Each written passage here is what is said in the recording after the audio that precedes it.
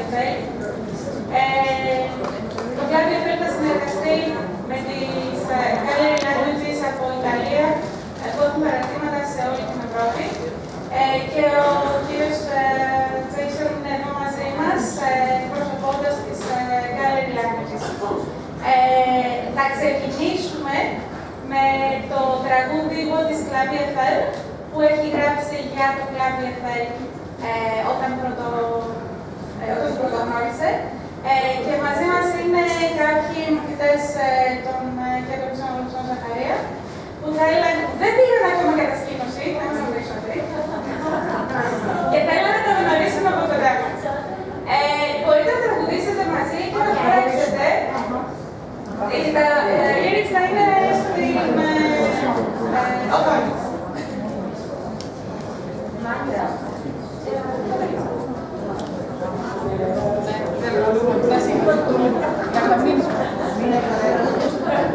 Hello.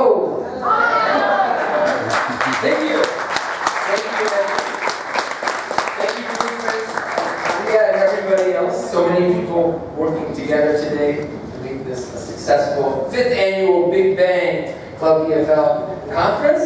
I'm really happy to be here, and before I start the presentation and prepare, I'm very happy to announce that I have a group with me. We're going to do the What's clubEFL song. Now, don't worry, you don't have to do the song, but if you want to, the lyrics are here, and students, don't worry. If you want to rap, if you want to dance, if you want to stand there and look cool. No pressure, no pressure, because usually no pressure means more participation. This is the idea. I'll keep that the secret. Not a secret, really. So this is a song that I wrote when, soon after I had the pleasure of meeting Dimitris online. I think it was, yes?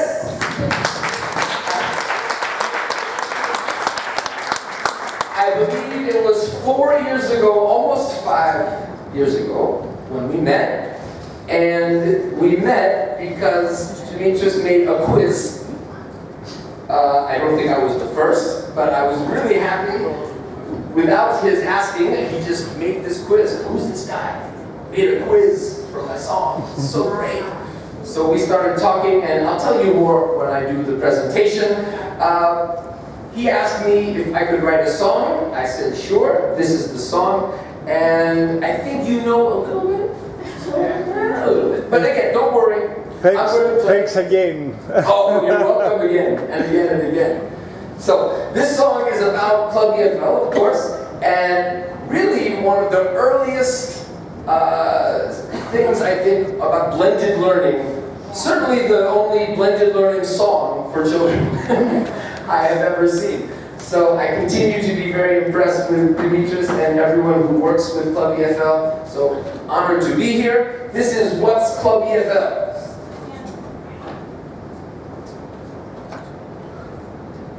And I don't know how loud this is. We're going to check. Can you be my DJ? I need a DJ. Oh, photographer. Okay, DJ. Is this okay? Louder, softer? Okay, DJ. What's clubEFL? I hear you say it's a way to give your students a chance to play. English classroom, every girl and boy created to relax and enjoy. What's clubEFL? I hear you say it's a way to give your students a chance to play. In your English classroom, every girl and boy can create and communicate, relax and enjoy. Learning English isn't boring, learning English is cool. Jumpstart with clubEFL and yours. Use it anywhere you teach to support ELT. It's built on your classes to embrace simple activities to do on the computer, at school or at home. There's fun to do together and fun to do alone. Learn English through movies, songs, and songs. It's easy to use, just follow along. Yeah, these guys have special moves. What's clubEFL? I hear you say it's a way to give your students a chance to play. In your English classroom, every girl and boy can create and communicate, relax and enjoy. What's clubEFL?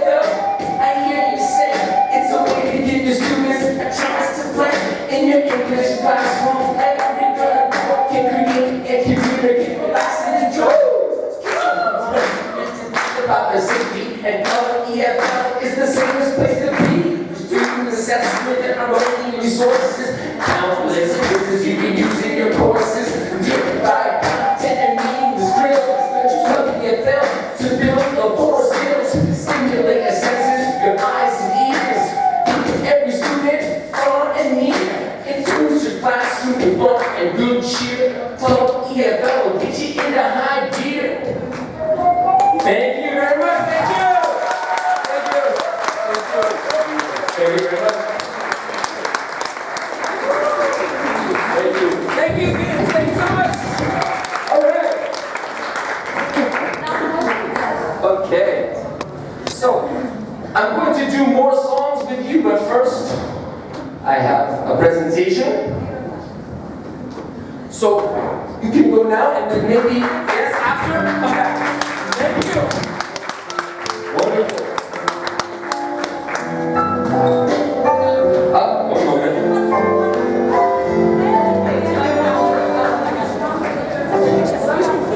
Okay.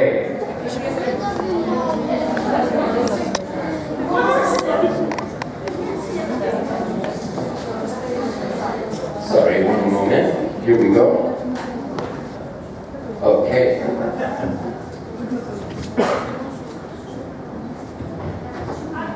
Thank you. But students, don't go far because I'm going to need you again later. Yeah. Oops. Okay. So, I like to move around. I hope it's okay. I'll try not to block your view. The name of the talk today is Relax, Repeat, Remember, the basic formula for language acquisition.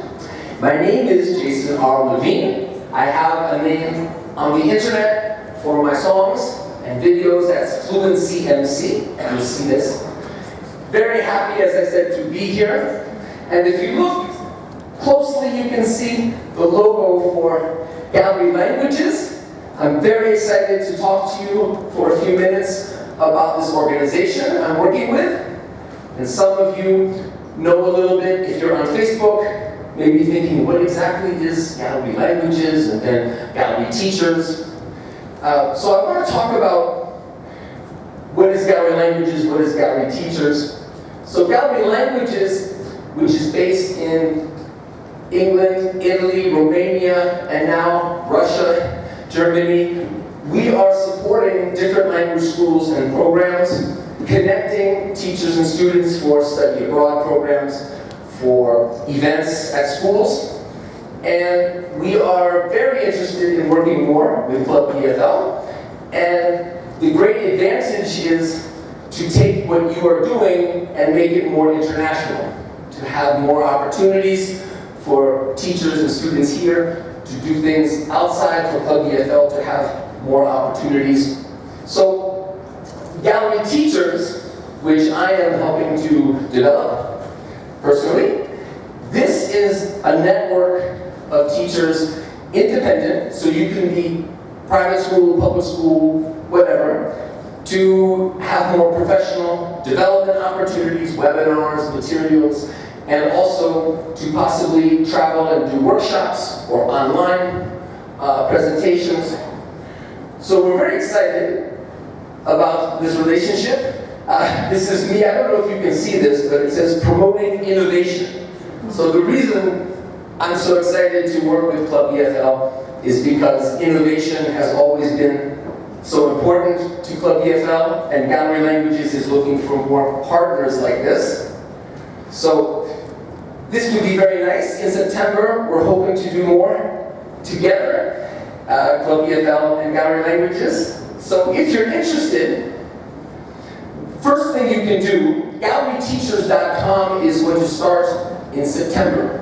So for now, we are just a Facebook group. So if you, do you know some of those people?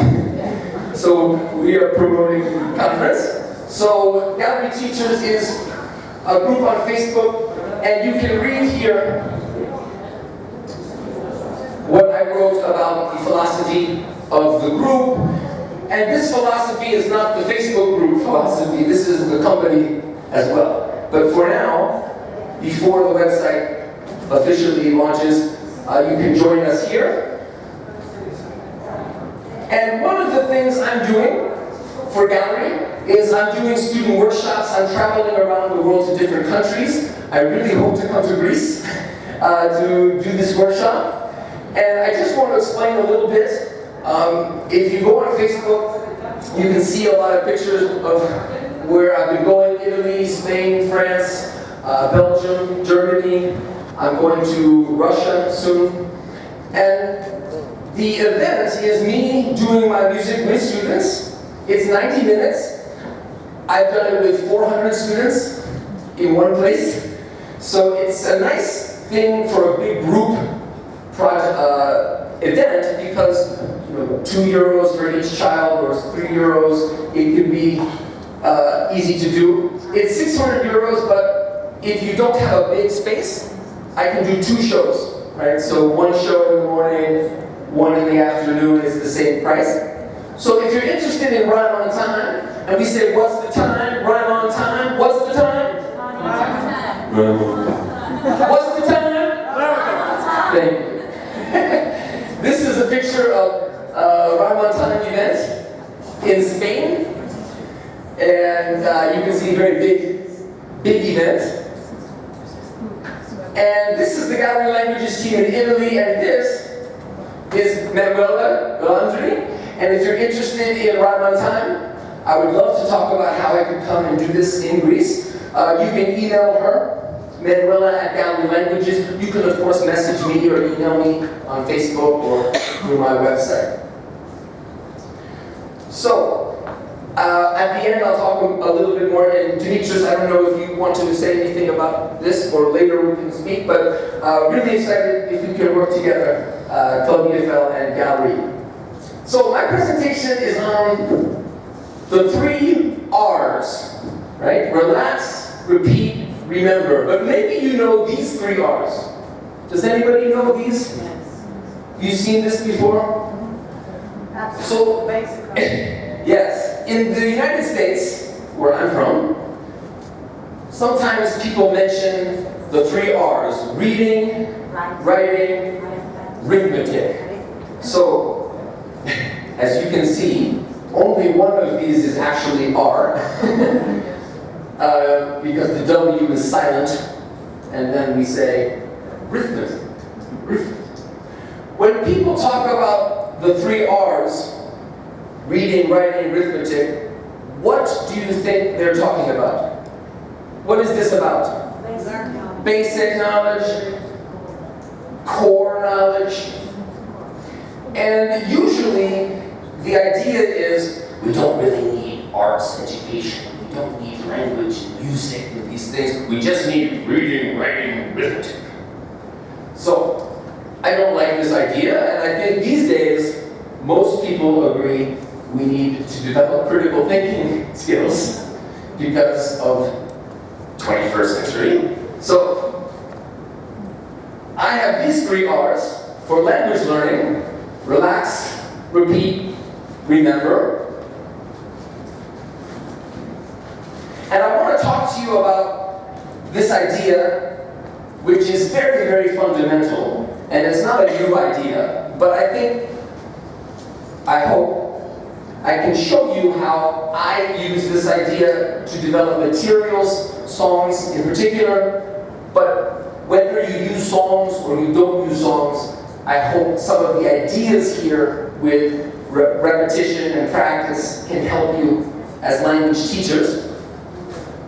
I had a Korean student in New York City. Her name was Ji Young. And often Ji Young made sentences like this. Yesterday I go a movie. How many mistakes here? 2. Yesterday I went to a movie. So, very common mistakes. However, Ji Young, when she made these mistakes, had been in the United States for 4 or 5 years. So, she was still making mistakes like this. And the problem was not only her accuracy. she also was not very fluent.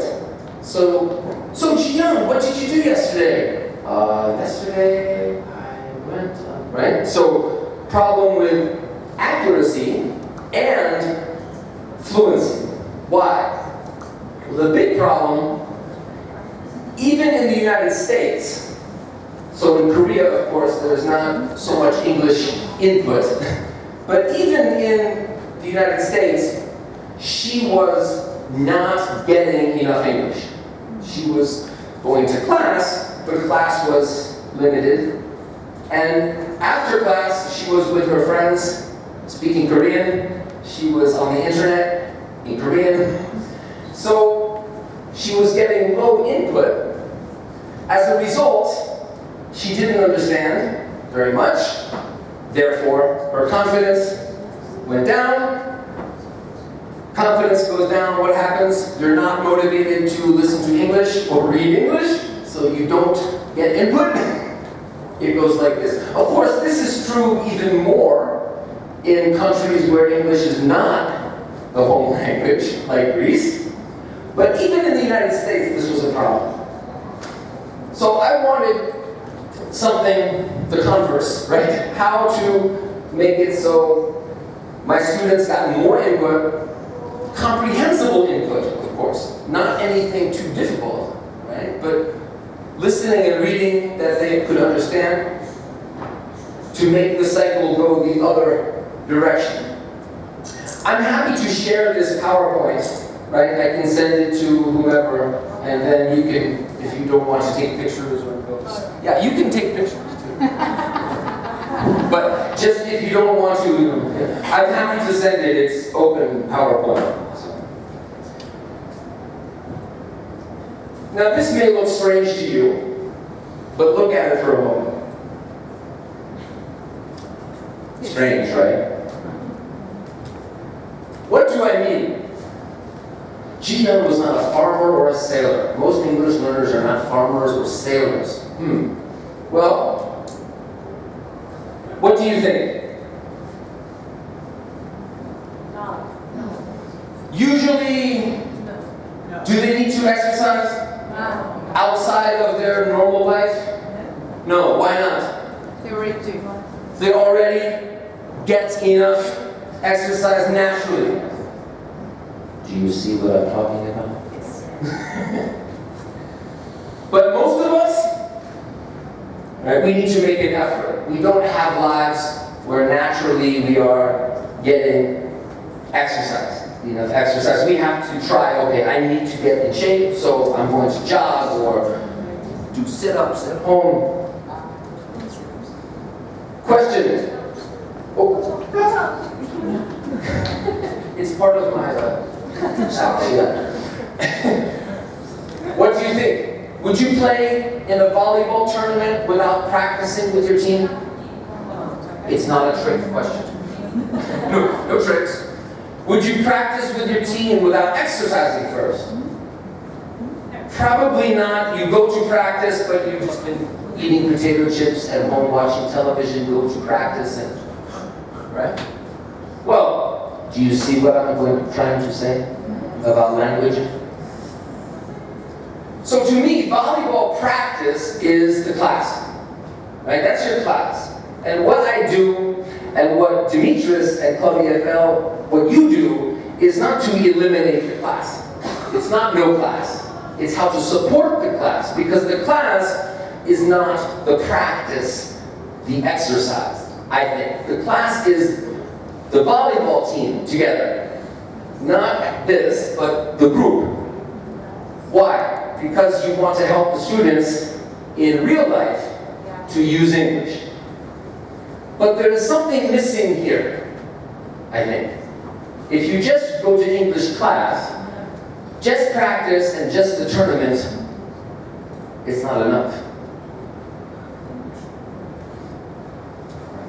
But of course, most people learning English, they don't have, like sailors and farmers do with exercise, they don't have enough English. They're not immersed. That is a wonderful situation if you can have it, but it's not reality for most people, including people in the United States who come, like Gia Lee. So they need to work out. How to work out? So I feel very strongly about this. And when I travel to schools and meet teachers, very often teachers say to me, "Oh, my students, they're not speaking enough English." I say, "I understand. Why do you think?" And they say, "Number one reason?" They don't study. Nope. That's usually number two. Number one reason, I'm not a native speaker. Many teachers tell me this. It's crazy. It's crazy. They say I'm not a native speaker, or they say my students hate English, they don't study, right? Or they say I'm a bad teacher, my activities are boring. Okay, maybe those things are true, but this is not the reason why. The number one reason why. The number one reason why is your students don't get enough English, and you have 45 minutes or 1 hour or on Wednesday, right? So it doesn't matter. You can be the best teacher in the world, right? If your students don't get enough practice, you can give them really nice communicative activity, role play, guided discussion, task-based learning. You can do all kinds of things, but if they don't get enough input and practice, it doesn't work.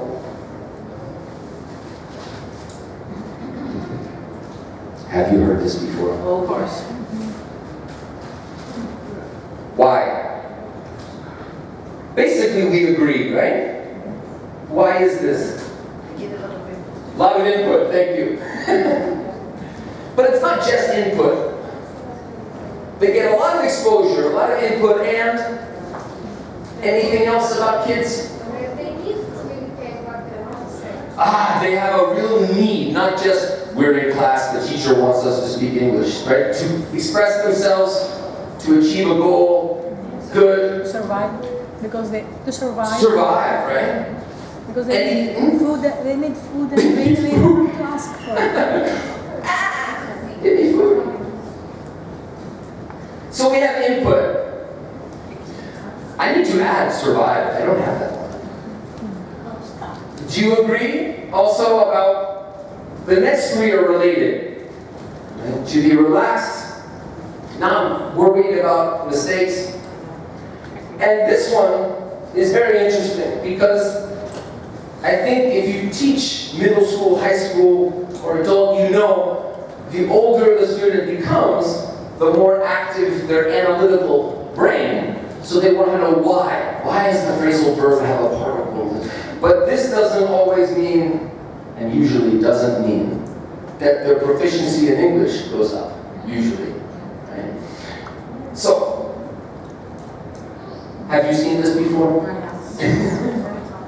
Many times, right? And forgive me, this is the basic one from 1959, so there have been different ways people have been working with Bloom's taxonomy. For the purpose of my discussion today with you, this is enough. What I'm saying is, students don't get enough here, right? There's not enough recall. And if you don't have enough of the language here, automatic, then how are you going to do this? And it's a very basic question, but I think many teachers, including myself, a few years ago, trying so hard to do this, right? We want them to think critically and use English in real life, that we forgot that without enough of a base, without a foundation, it doesn't matter how good your communicative activity is. It doesn't matter how real it is or interesting. Because if they don't have the target language here to really use it, and you push here, push, then what? How do the students feel? Bored, discouraged, stressed, right? And then I notice many students and teachers, they have their own conclusion about why. The students don't like it because of this, or I'm a bad teacher, or I'm not a native speaker. Do you know about the audiolingual method? and communicative language teaching. So I learned French in school with the audiolingual method. Repeating, repeating, repeating.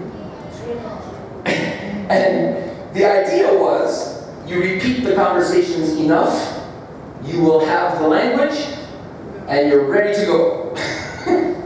But the problem, the conversations in my high school French book were not interesting, and they did not connect to real life functions and goals.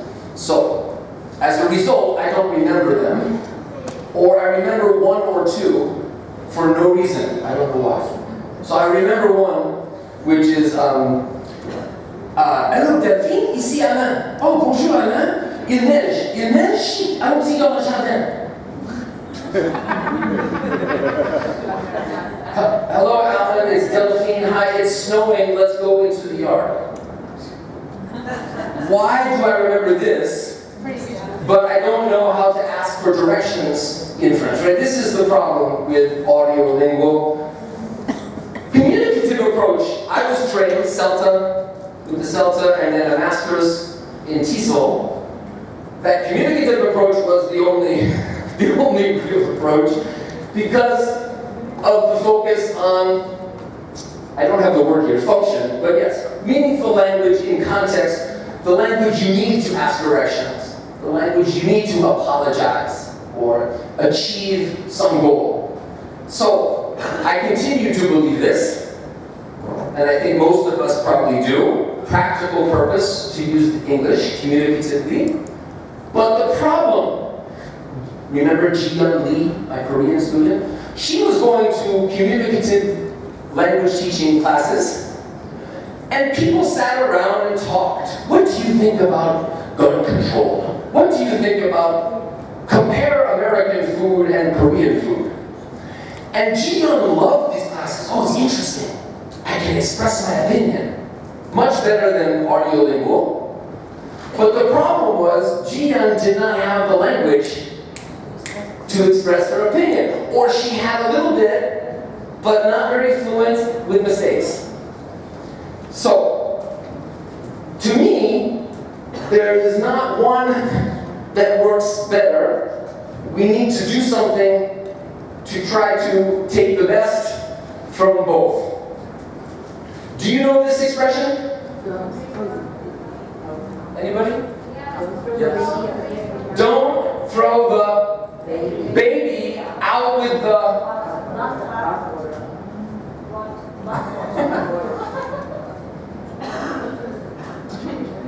What does this mean? It's advice. Keep what's important, nice. Perfect. Don't throw the good stuff away with the bad stuff. Keep the good stuff. The baby's the good stuff. I mean, they cry, they want things, but they're good. Yeah, better than the bathwater. So, what do I mean?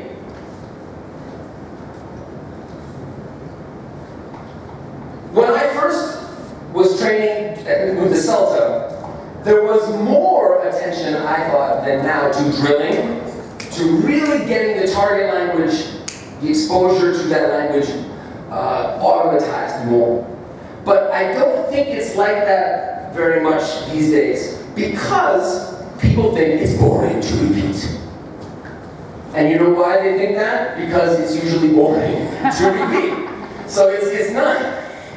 I am not here to convince people, repeating traditional ways to drill and repeat, we need to do them.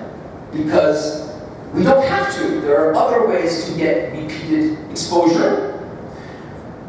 But if you're not getting repeated exposure and practice, it's very hard or impossible, I think, to achieve what you want as a student and as a teacher.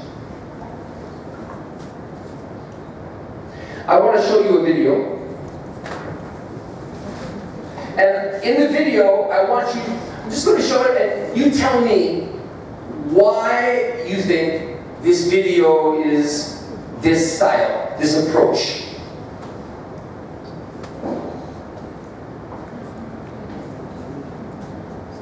I hope it will play.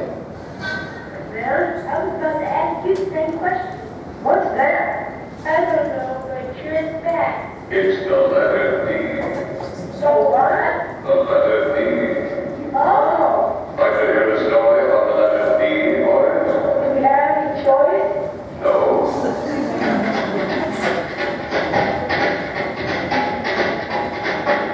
Late last week, a real old dog went out digging in a terrible bog, found some dice on a hollow log, and won a duck from a friendly paw. He walked along till he spotted a door, dropped his duck down on the floor, found a dime, bought a dinosaur. Dinosaur? So that's the letter D. Boy, it sure is packed. Do you know what else we learned, boys? No. If you dig a dinosaur, drop your duck for a dime. What a beautiful film! Wasn't that a great film? I'd love to see that film just one more time. Could you roll that D film one more time, maybe? I'd love to see What's that. happening, man? I was about to ask you the same question. What's that? I don't know, but it sure is back. It's the letter D. So what? The letter D. Oh, Like to hear a story about the letter D, boys? do we have any choice? No.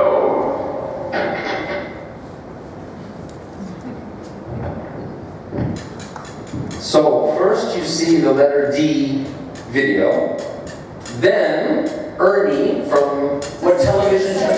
Sesame Street says, "Oh, that was great! I love that. Can we watch that one more time?" And then they play it again.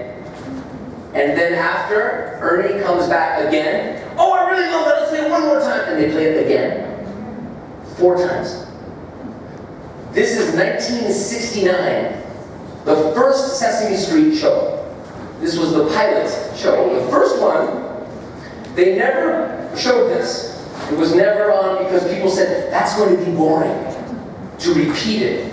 But of course, kids, 4 years old, again, because it's natural. Like learning to walk or fly, to learn language, they know they have to repeat it. And isn't it interesting? Before technology, video cassette, rewind, again, they did it this way. Now we don't have to do that. Now we have clubEFL, YouTube, we can repeat things so much more easily than before. Whoop, sorry. Can I go to the next one? Sorry.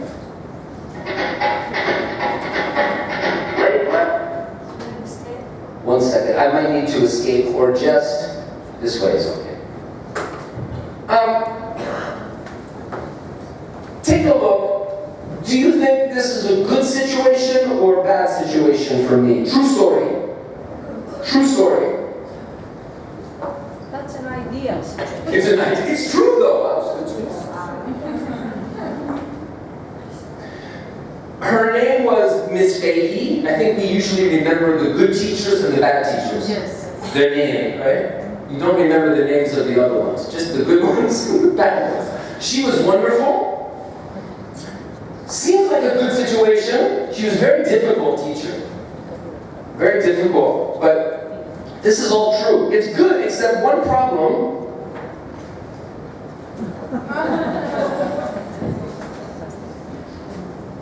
So you would think, if she was so great, I would today, if you ask me, tell me about World War I, I would feel comfortable and have some, but you ask me, tell me about World War, I can't remember what happened. Why? Well,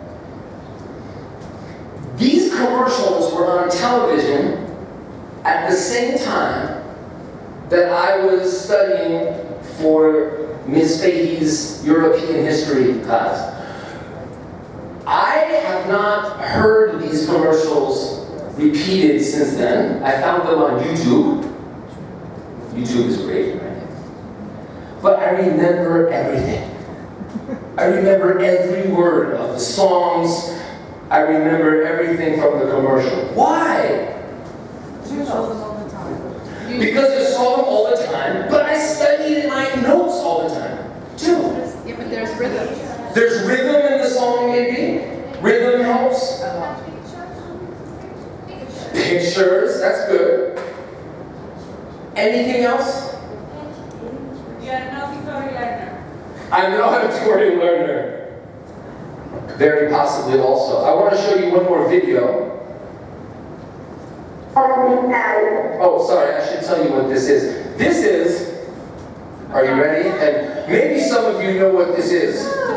It's a Big Mac. McDonald's has used different strategies to help you remember. This one I'm going to show you is 2 all-beef patties, special sauce, lettuce, cheese, pickles, onions on a sesame seed bun. Now, I never went to McDonald's when I was young. I never ate this food, but here's the commercial.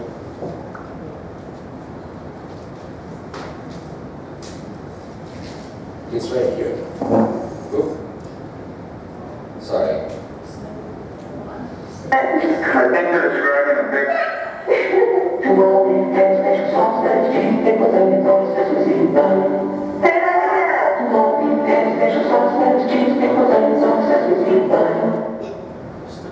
Did you hear what the woman said? Yes. No. She said, say it again.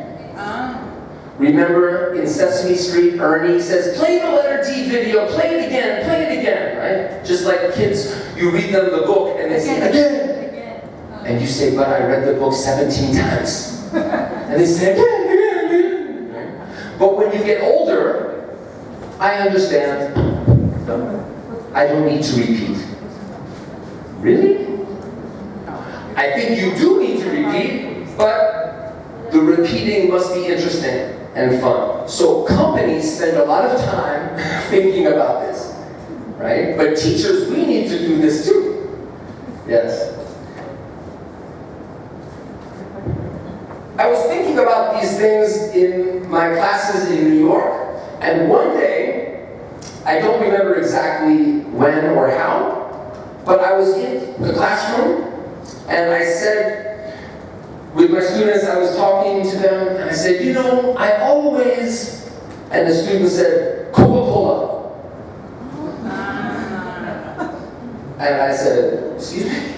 And other students were laughing, and I didn't understand then, okay. Because on television, on the radio, on the bus, on the highway, in magazines, always Coca-Cola.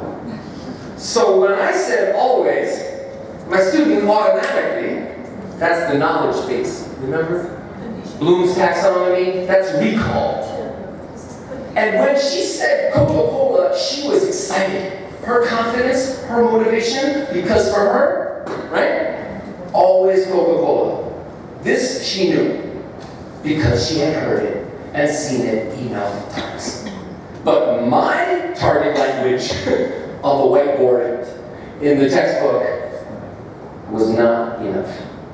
So this was like, now I get it. Just Nike. Just do it.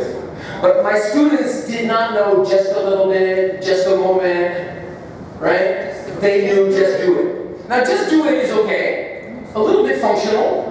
Always Coca-Cola is not very useful. At a job interview or meeting someone at a party, always Coca-Cola. I'll always love you, always be there, always late. Right? The students did not have these collocations. Kentucky Fried Chicken. I had a Japanese student, total beginner. We were looking at a map of the United States. We were just practicing, you know, here is, or, you know, we are in New York, and he saw Kentucky Fried Chicken. He did not know about the state of Kentucky. But when he saw Kentucky Fried Chicken, yeah, always Coca-Cola. It's that same feeling, because it's how we learn language. Combining words, chunking, it's that feeling of, I got it, right? So, do you know about collocation? Yes. So I started to put these things together. I was very interested in this idea, but I didn't understand how important it was to repeat them, right? Started calling them collos. I knew about this. Do you know about the lexical approach? So these ideas about collocation come from here. That language is not grammar first, right? Language is vocabulary, grammar is the glue. Grammar connects the vocabulary. I think almost everybody agrees with this. However, still in the classroom, in the textbooks, there is so much focus on structure first. And collocations, this is where Lexis comes from. So I started with my students not just talking about synonyms and antonyms and suffixes and prefixes, but also what follows with this word. Or what's a collo? Knowledge. Get knowledge, acquire knowledge, share knowledge, right? These are collocations. And this was my conclusion. The first part is not my idea. It's really the lexical approach. But the second part, how? Because if you have a worksheet, make or do, and your students do, make the bed, do the dishes, that's great. But is it going to be like always Coca-Cola? Only if they do the worksheet 20 times. And who wants to do the worksheet 20 times? This is why I love what clubEFL does, and what anybody does, to engage in repetition. If you enjoy the video, you enjoy the game, you enjoy the song, then you do it again. You enjoy the task, you're going to repeat it. And this is so important, especially outside class, because you don't have enough time in class. So clubEFL is a great example of a way that students can get more input and practice, come to class more prepared to use it in the practice with the students and with you. Which is correct, listen to music or listen to music? Listen to. Yeah, but in some languages it's listen to music. So it's not about right, wrong, good, bad. It's just what you hear and what you see again and again in your language, right? So how to do this? Different ways to do it. For me, music was an obvious choice because why? Is music helpful to learn language? Yes. Is this a new idea? No. Especially not in language teaching. But I was teaching middle school, high school, and adult. And the songs in the textbook, right? If you're 15, 16 years old, and the song, let's learn English, la la la la. So, I decided I need to try to do something where my students can get enough repetition. Songs we like to repeat, it's natural. If a student likes a magazine article, that's nice. But you're not going to read the same magazine article naturally again and again. But if you like a song, you repeat it. That's a very powerful thing. Because ultimately, I think you will agree, we want the student to say, repeat it, let's do it again. Not because the teacher said I have to do this 13 times to learn English. That's not going to be the motivation that will last a long time. It needs to be the student wants to do it, and they say, I'm going to repeat it. Then you can be more confident that they'll learn it. So, always Coca-Cola, was my student memorizing this?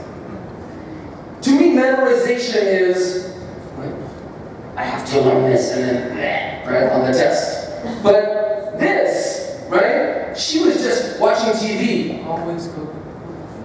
And then, learning by heart. I made this song to learn irregular verbs based on my first song. And I did it because of this problem I saw in my students studying and trying to memorize as opposed to repeating them and learning them. Is that me? I think I might be on the internet. One moment, let me just... Yeah, sorry. How do I, yeah. Okay.